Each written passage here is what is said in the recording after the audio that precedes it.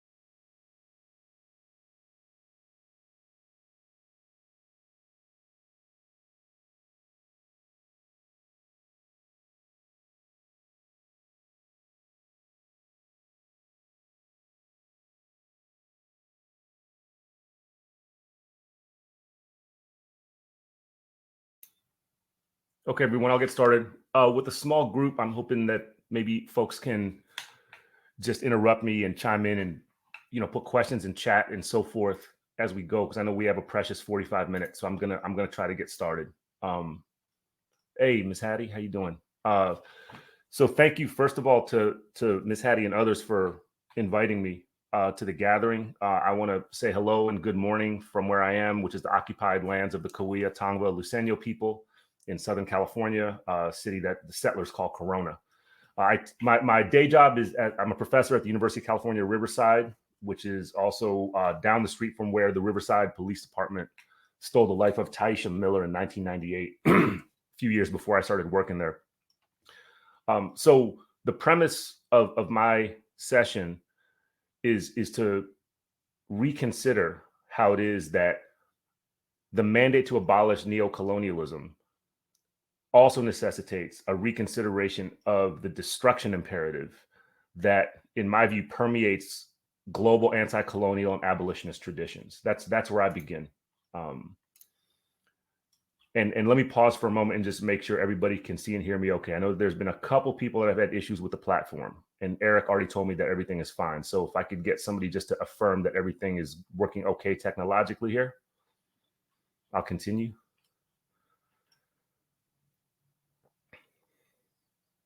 Everybody see and hear me okay?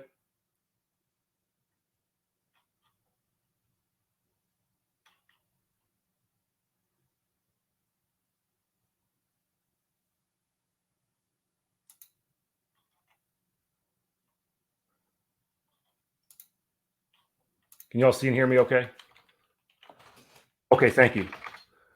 Appreciate it. Okay, let me keep moving forward. So I'm going to talk for just a few minutes, and then hopefully we can have a conversation among this small group of us, because I want to think about some of the possibilities and the problems that come up in contemporary U.S.-based, but I think increasingly global abolitionist thought, abolitionist organizing, art, movement in relation to what I'm beginning this session by naming as the destruction imperative. So part of what I think has happened, a little bit of my own background. I'm Filipino.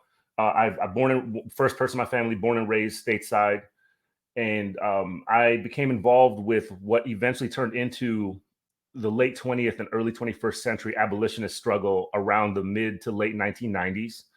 And I've watched this movement gain some credibility. I've watched the language kind of gain some traction among different peoples, to the point where I think it's become a relatively serious center of gravity for activists, organizers, thinkers, and so forth around the world, and in particular around the African diaspora.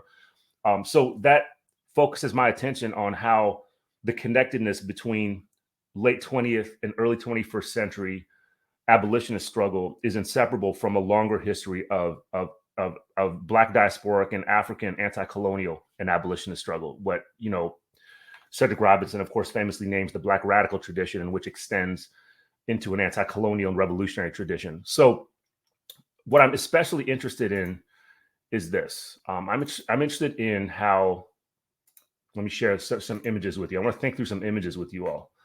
I'm interested in how there are some liberationist possibilities for thinking about a radical version of futurity, of tomorrow, that can only be considered within a deep and complex embrace of abolitionist and anti-colonial destructiveness. Here I'm thinking about forms of activity that are collective, not adventurous, but that are collective, that disassemble, that disorient, that wreck, that eliminate anti-Black and colonial power, institutions, and epistemologies. So I think this gathering that we're having, this incredible gathering that we're having, is happening at a time where there's been accelerated domestic warfare in different places around the world, oftentimes not recognized as domestic warfare, but I would say that that's precisely what has been happening in places like the United States, the Philippines, Brazil, and other places around the world, particularly places in which anti-Black criminalization is a central part of state forms.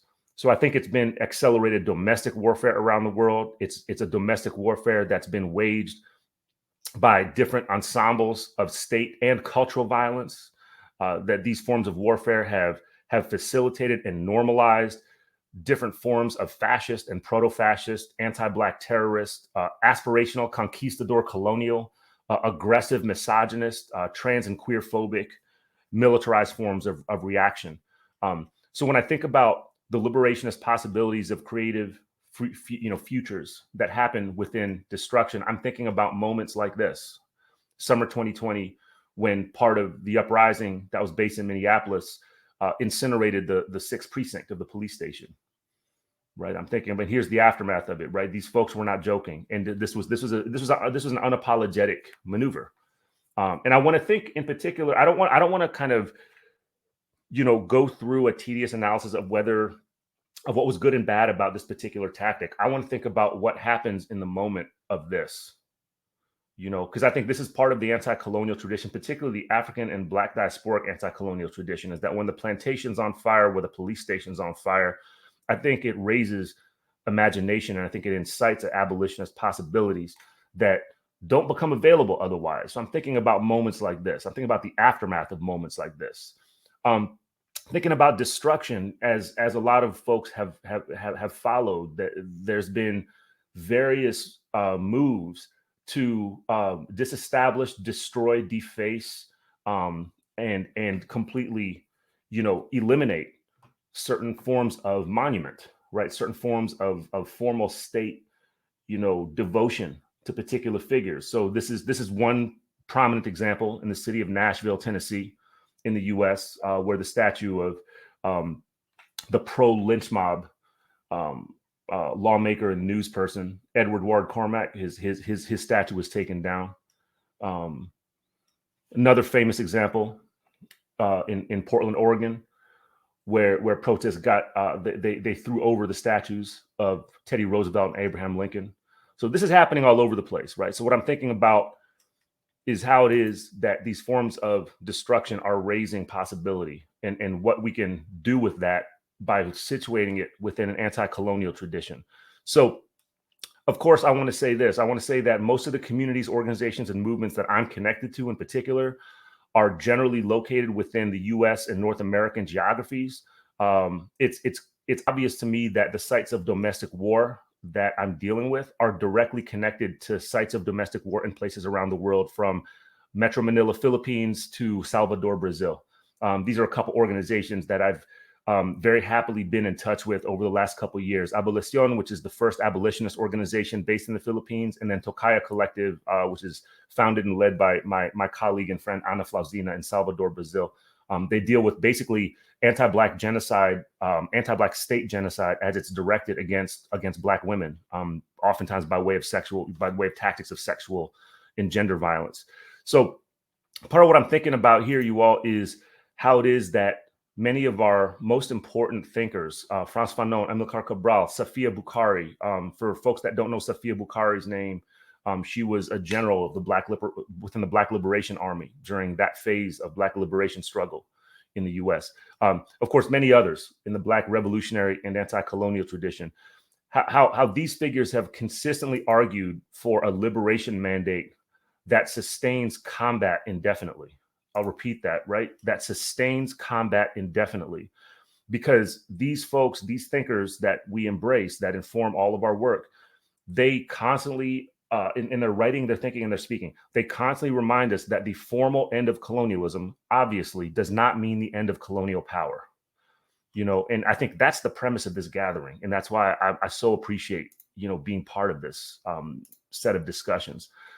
So let me keep moving with some of these thoughts, and then I'll pause and hopefully we can share some discussion with each other. So I want to work with you. I want to think with you about what it means to consider the conditions of combat as a collective imperative in this moment, wherever we are, right?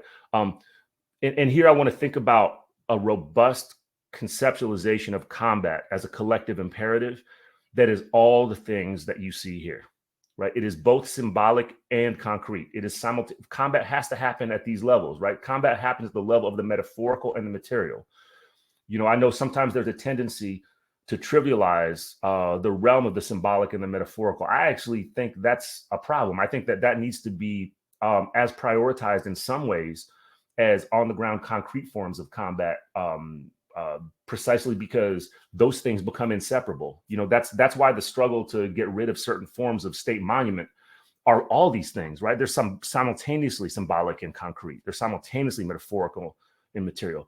And maybe in some really important ways that we got to think about combat as both defensive and aggressive, right? Defensive of criminalized personhood, but also aggressively attacking sources and systems of denigration, demoralization, and asymmetrical subjection to state violence and death. So to think about combat in the history, this long history of abolition and anti-colonialism in particular, we can think of, prominent examples, right? We can think about the long aftermath of the Mau Mau uprising against British colonialism, and think about that long legacy, the kind of pseudo reparations that the British government was kind of induced into providing some of the survivors.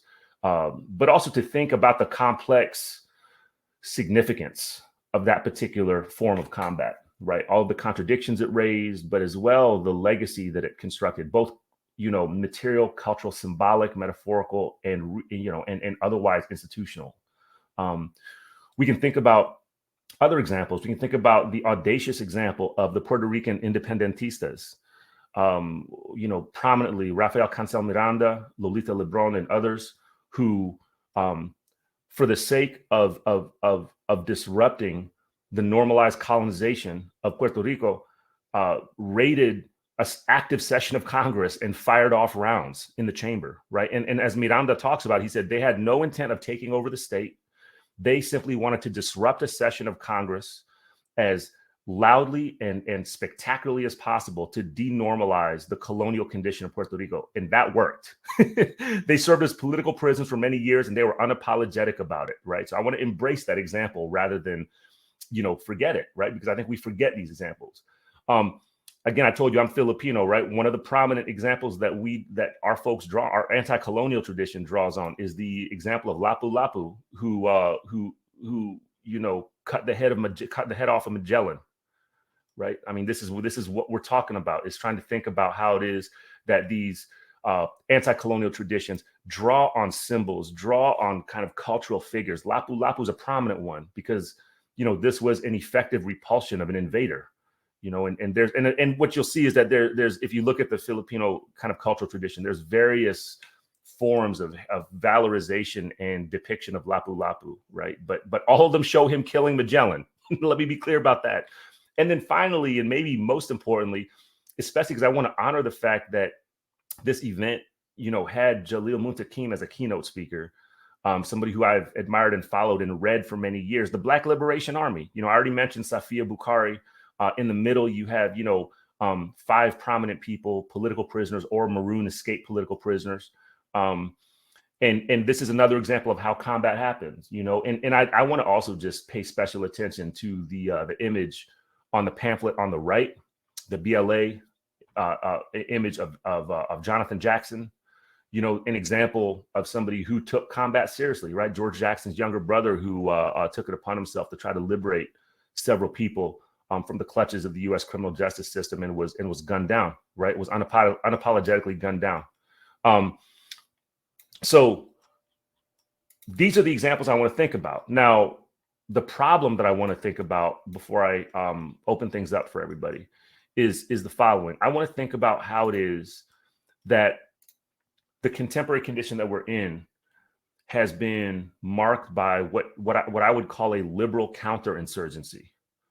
A liberal counterinsurgency that tries to convince us that we should not be engaged in combat, that we should instead be engaged in liberal and progressive electoral and policy campaigns, that we should only be engaged in those things, that we should only be engaged in piecemeal institutional reform initiatives, including academic and university reform initiatives, corporate initiatives, government initiatives, so forth and so on. And crucially, and I think that folks from all around the world will hopefully be able to relate to this, that we should be engaged in opportunistic, philanthropic, NGO, foundation, entrepreneurialism, and funding apparatuses that try to bolster specific, limited forms of political work, and which actually tend to criminalize and marginalize anti-colonial struggle and the forms of combat that I want to, honor and raise here. So I want to think about these forms of liberal counterinsurgency, because I would argue that they're as important as the militarized far-right reactionary forms of counterinsurgency that people around the world who are struggling for freedom face all the time in this day and age. And by the way, I say this as somebody who is completely wrapped up and toxified by one of the main institutions of liberal counterinsurgency, that being, the resiliently colonial anti-Black University of California. I'm familiar, intimately familiar on an everyday basis with how liberal counterinsurgency is working, because that is what my institutional employer does. They get funded to engage in liberal counterinsurgency. And here's the next point I wanted to make. I wanted to suggest that what I'm calling liberal counterinsurgency is not only a way that combat gets criminalized, not only a way that we and others that are committed to liberation struggle get pushed away from embracing the destruction and combat imperative, but liberal counterinsurgency is part of what we might call asymmetric warfare. I'll put that in the chat just because it's a mouthful, and not everyone is familiar with this term, but it's asymmetric warfare. It's a military term, and I'll say this: it's a military term that in recent, last couple of decades, it's fallen out of favor with a lot of people in the U.S. military intelligentsia, because its definition is very ambiguous, right? But nonetheless, I want to use this concept here because I think I can make some sense of it with you. So let me pull this back up. Sorry, apologies for the awkward transition to the slides. So I want to think about liberal counterinsurgency in these ways. And here's what folks say about liberal counterinsurgency. Here's some examples of how liberal counterinsurgency might surface. And again, I apologize for being very U.S. centric here, but I'm hoping that you all can translate some of these examples to your local ones, wherever you are. I would say that the Obama movement, not the Obama administration so much, because I think most people who remotely studied Barack Obama's background in the Democratic Party, most people probably should not have been surprised by what his administration did. I'm more concerned about the movement around Barack Obama, which pulled in a lot of our comrades, a lot of our friends, a lot of people who otherwise identify as radicals, sometimes even revolutionaries. They were sucked into the Barack Obama movement. It was somewhat bizarre and very disturbing. And I would say, as I lived that, and as I look at it, almost 15 years later, this was a brilliant emergence of grassroots liberal counterinsurgency, that you had people who were radical identified, revolutionary, anti-colonial identified, pulled into this kind of rhetoric of hope, of liberal hope, and so-called post-racial hope that the Obama movement represented. And I think this was global. This wasn't just in the US. And the other examples I'm showing you here, Ford Foundation, right after the uprisings, all around the world, not just in the US, all around the world, the uprisings after the killings of Breonna Taylor, George Floyd, and many other Black people in the US by the cops. Ford Foundation, one of many foundations, but one of the most prominent foundations that threw tons of dollars into so-called racial justice, social justice efforts, right? So the foundation and philanthropic apparatus, the NGO nonprofit apparatus, immediately rushed to try to domesticate, contain, and direct the insurgency, right? That's counterinsurgency. That's what I'm calling liberal counterinsurgency. Academics get drawn. A lot of my colleagues get drawn into this in the university and so-called academic setting. On the top right is one of my favorite examples because it kills me to look at what this group has done. There's a very well-funded nonprofit organization that calls itself a grassroots organization called Campaign Zero. And again, they kind of grifted and opportunistically prevailed on the uprisings of 2020 to build an agenda that they claimed was going to end police violence. As soon as they put their agenda out, countless number of criminologists, other grassroots activists, and abolitionists immediately criticized their agenda as being misleading and dangerous, in part because the reforms that they were advocating were reforms that some of the most brutally violent and anti-Black police departments in the United States had already adopted years ago, right? And it did nothing to change their behavior.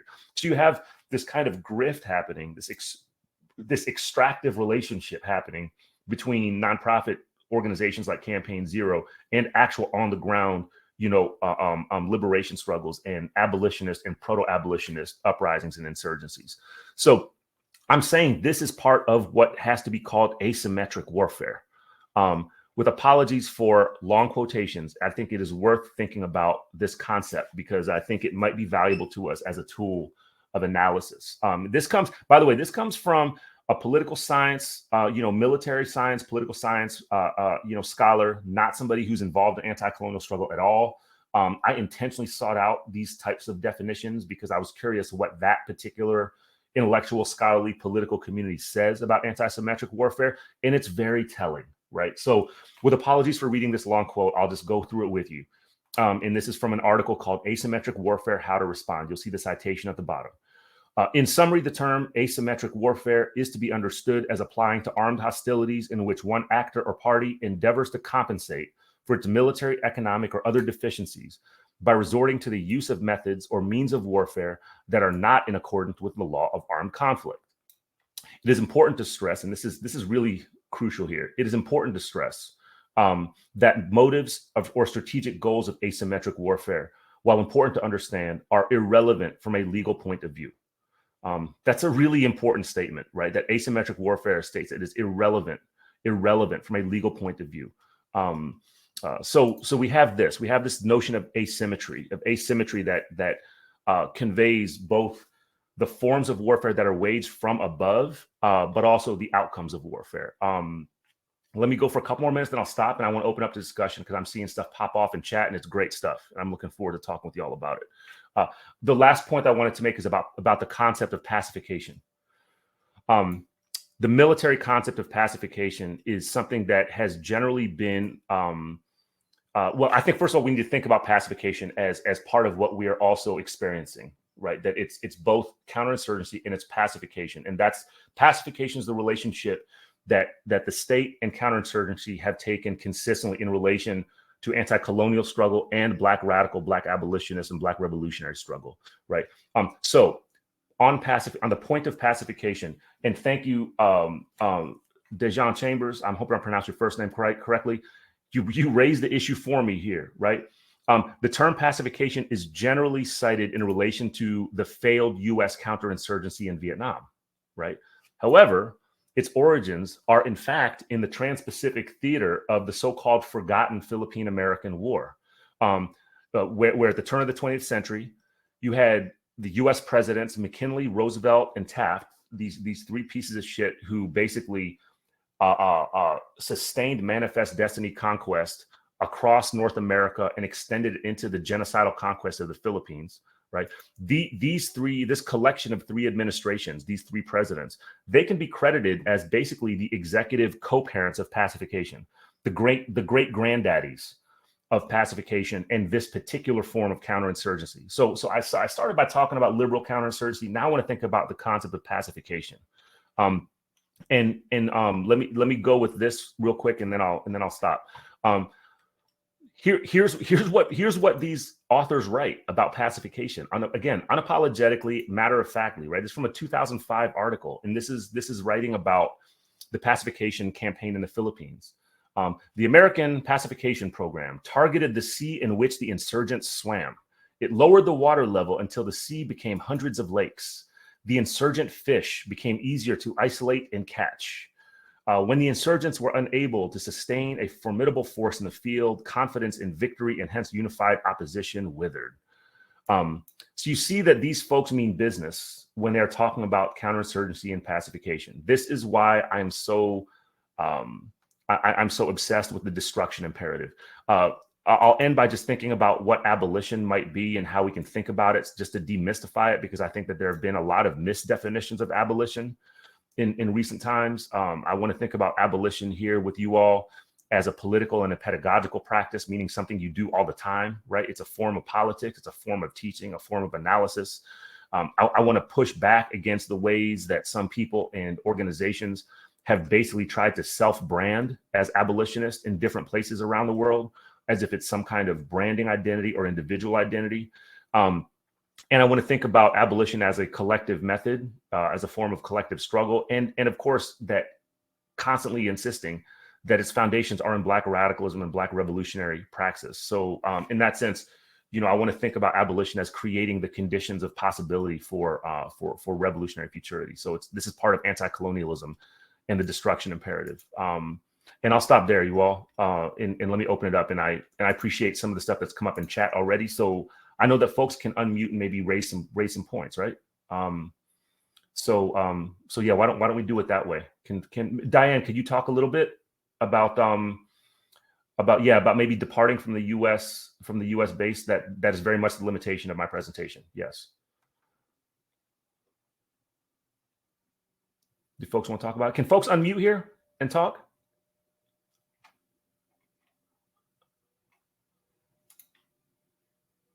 I apologize if you can't. Okay, maybe not then. Okay. Sorry about that, Diane. Yes. So here's what I would. Let me just rephrase what Diane's question or comment was, right? That it's very much almost all my analysis is U.S. based. And I want to honor and emphasize what you write in the chat, which is speaking to the need for U.S. social movements to step up and match what's going on in other places like Latin America, what's growing in Africa, and so forth and so on. Right? I'm with you on that. What I want to emphasize is that I'm not even sure what the U.S. social movement is at this point. Okay, like that's what I'm saying is that I think one of the ways that the liberal counterinsurgency has been so effective is in kind of infiltrating what begin as radical and insurgent movements and pulling them back into, that is, disciplining and domesticating them back into the agendas and the funding streams of the equivalent of NGO apparatuses, meaning prominent foundations and philanthropic structures, as well as the surveillance of the state, right? So oftentimes there's a partnership that happens with the state in the process of that. So I would say that part of what also needs to be taking place right now, especially in the over-industrialized colonial world like the U.S. and other places, is a politics of trying to disarticulate, to disrupt this kind of normalized attachment to the NGO nonprofit apparatus that tends to define what social movements are. That's part of what I see as the problem right now. So I'm with you on that. That in fact, that's what tends to police and discipline the militancy that you talk about in your chat comment, right? Part of what you say in the chat comment is pointing at examples where militancy doesn't dissolve. And the BLA is a primary example of that, right? That's where militancy actually stepped up and became more complex and more theorized and more, and in many ways more serious, right? The militancy became more militant in a lot of ways. I think we've been in the moment of, in I'd say the last 40 years, really, in the over-industrialized world, is the rise of a state and a state and foundation or state and philanthropic apparatus that has taken seriously the need for other forms of counterinsurgency to stop and repress and also kind of co-opt and dissipate the militancy. And that's happening. That's happening all over the place. It's happening through kind of really the funding of social movements, right? The way that social movements get funded and then defined by relationships with corporations. So yeah, I mean, this is really critical. Dejan, I'm gonna read your most recent comment in the chat saying it's in a blender right now. I like that. Revolutionary language being co-opted. That's right. Decolonization, the language of decolonization. By the way, this is an important point that you raise. I tend to really insist on the distinction between decolonization and anti-colonialism. I think you're right that decolonization, I see this in the university setting, right? Is that academics turn decolonization into a whole bunch of different abstract terms that end up in some ways getting divorced or alienated from the actual work of decolonization. So it gets abstracted from the conditions required for decolonization. So people talk about decolonial pedagogy or decolonial aesthetics or decolonial curriculum. And the point is that in order for those forms of decolonial anything to be possible, you actually have to be part of the process of decolonization, right? Meaning an active overthrowing, of alien control of resources, of life, of aesthetics, of culture, of everything, right? So you actually have to be engaged in a decolonizing struggle, which really means perhaps that you have to take a step even further back, and take seriously the distinction between the decolonization process and anti-colonialism. Anti-colonialism is a certain moment of militant insurrection and insurgency against a colonial order, whatever that colonial order might be, whether it's called empire, whether it's called neo-colonialism, whether it's called something else, right? So I think we could think about anti-colonialism and abolition as first cousins, right? I think they're closely related to each other in most ways, especially if we look at how the long history of abolition, it begins with the transatlantic trade in enslaved Africans, right? And abolition means that you, in various ways, you overthrow the dominance of the slave traders, right? And then in other places, you destroy the plantation, you destroy and liberate yourself as a collective from the plantation, right? That's a close first cousin. That's a favorite first cousin of anti-colonial struggle, in which the immediacy of insurgency and insurrection to kind of disrupt, decenter, denormalize the assumed power of the colonial, right? The assumed dominance of the colonial authority, that becomes the priority. That to me is a little bit different, right? It's a different stage of struggle than decolonization. I think both are obviously critical, right? Both are obviously indispensable, but I think it's important to have a political and analytical distinction between those things. And I'm also with the latter part of your statement in the chat, which is to think about how outside the U.S. The militancy is still there because the repression is harsher, and the effects if you fail are way more life threatening than over here. That's 100%, and that is why liberal counterinsurgency works, right? Because liberal counterinsurgency creates a certain kind of piecemeal, bottom line safety net, so that people feel as if they have something to lose, and therefore are less willing to commit to a certain degree or intensity of militancy. By the way, I see this with younger people. I'm 48 years old, so this might be, the aging guy yelling at the clouds. But I always assumed as I got older that the younger generations would be pushing me to the left, that they'd be challenging me for my failure to see what revolutionary and radical struggle looks, really should be in this moment. I'm finding myself having to pull students to the left, the younger generations to the left. Why? It's not their fault. It's because they get seduced and solicited by the liberal counterinsurgency. They get pulled into neoliberalism. They get pulled into neoliberal definitions of what power and empowerment are. So that's right there. And then Diane, don't get me started with academics. I don't think any of this work is going to be led by academics. especially academics who identify as academics, right? Like I try to disidentify from that label. I'm employed by university. I consider myself a scholar for sure, a teacher for sure. I know who my employer is. I know I'm a professor somewhere. But as I've said to other groups of people, academia and academic, those are aspirational things, right? Like in other words, academia is not a place. The university is a place. College is a place. Community college is a place, right? It's an actual infrastructure. It's a brick and mortar site that I think could be dealt with as in a certain way that you deal with infrastructures. Academia is this kind of Eurocentric colonial abstraction. So it's like you aspire to become an academic. So what would it mean for people who are professional scholars and others to kind of to disrupt that, right? To push back against the aspiration of being an academic and to instead, utilize, collectivize, and I would argue weaponize their skill sets within collective movements toward abolition and anti-colonialism.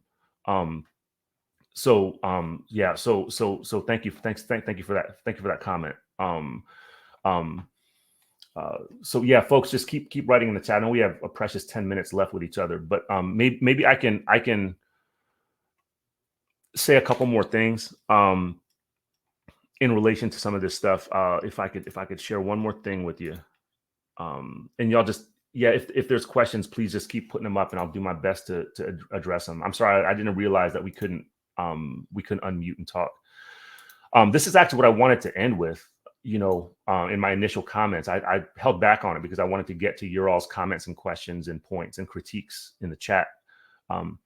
But as I was thinking about this conference, this gathering, I thought about one of the many anti-colonial thinkers, revolutionary anti-colonial thinkers that I come back to all the time, Cabral.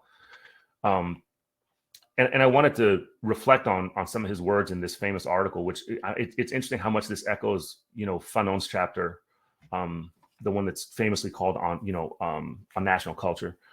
But yeah, Cabral's words are I think, they ring true in this moment too, for all the reasons that you all are commenting in chat, which is, and I'll read it out with you.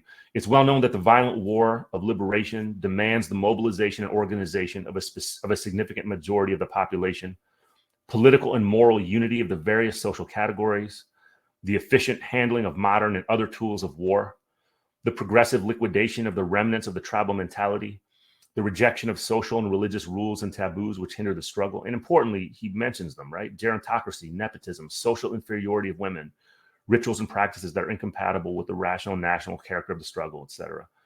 And brings about many other profound changes in the lives of the people. The armed war of liberation thus implies a veritable forced march on the road of cultural progress.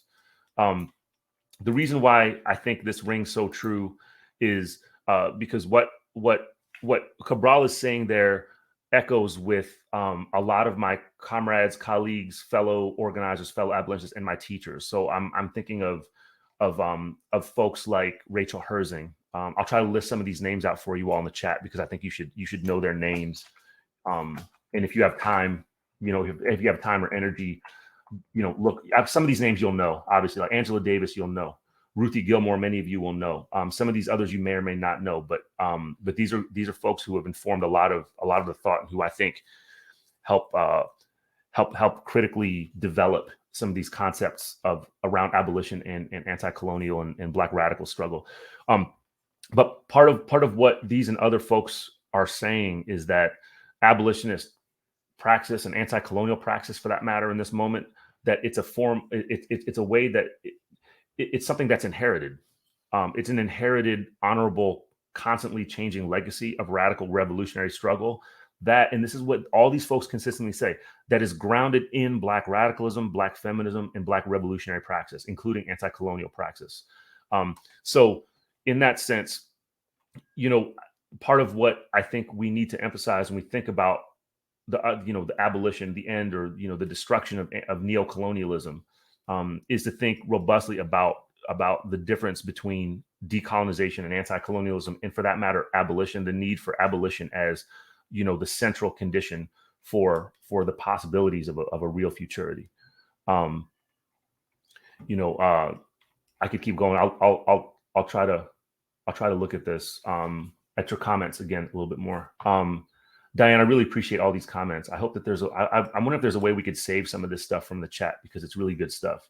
But if I could just go back to something that Diane said in the chat earlier, it's important to highlight what sectors of power do the work of counterinsurgency, intentional or not. That's such an important point. I can't emphasize that enough, because a lot of times when I have these conversations with people about counterinsurgency, it gets reduced to intentionality. Right. And so especially when I'm talking to younger generations of people, right.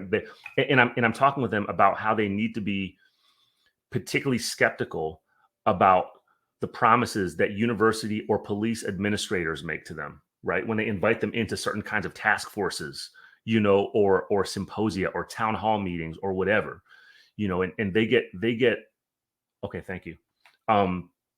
Okay, so I just got a direct message. We have 10 minutes for questions, which is great. Yes, exactly, Dejan. Police are major in this, right? So what's interesting about the role that the military and police play, it's not only that they're central to the militarized forms of counterinsurgency, right? Like the political assassination, intimidation, state terror, and so forth. But the police and the military are actively involved in the forms of liberal counterinsurgency I'm also talking about. I don't know if I emphasize that enough, right? Police and military are directly involved in liberal counterinsurgency. Right? They get involved in bringing in certain elements of these movements and uprisings into their clutches, right? So that they can make good with them. They can try to cultivate relationships with them, and they can try to actually develop political alliances with them. And the problem is it works. Far too often it actually works. And it works in a way where those who are joining forces with the military and police don't necessarily see themselves as sellouts, right? They see this as a form of rational, righteous, respectable, and responsible empowerment, right? And it often gets framed as well, if we don't make partnerships with the police, then they're going to come for us even worse, right? So we need to do this in order to defend our community. We need to make good with the cops in order to defend our community. And of course, it never, ever, ever works out that way, right? Like in fact, something I keep repeating to every organization and collective that I'm part of and that I talk to, that is dealing with the casualties of police violence, that immediately wants to do two things. They usually want to do one or both of two things. One is prosecute police officers, and two is create police reform policies, right? To ban a certain type of chokehold or something like that, right?